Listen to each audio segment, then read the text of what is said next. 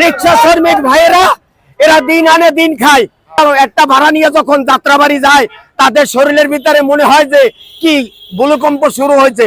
সেই শ্রম দিয়ে আমরা টাকা খাই। আমরা টাকা হারাম খাই না, আমরা কোনো সেন্দাই করি না, চাঁদাবাজি করি না, আমরা কোনো লুটপাট করি না।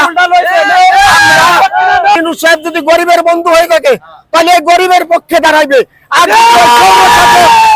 হাসিনার গোলাম দালাল যারা হাজার হাজার গাড়ি ভাড়া দিয়ে 500 টাকা সেই গোলামের গাড়ি থাকবে না এই গরিবের গাড়ি থাকবে, এইটাই ডক্টর ইউনূস সাহেবের কাছে আমাদের জানার প্রয়োজন আছে।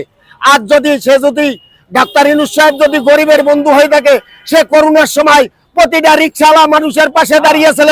এই ডক্টর ইউনূস সাহেব শেখ হাসিনার সাহায্য আমরা পাই নাই, ডক্টর ইউনূস সাহেবের সাহায্য পাইছিলাম। তাই ডক্টর ইউনূস সাহেবের কাছে আমাদের একটাই দাবি, গরিবের পক্ষ হন, গরিব মানুষের পাশে দাঁড়ান। আপনার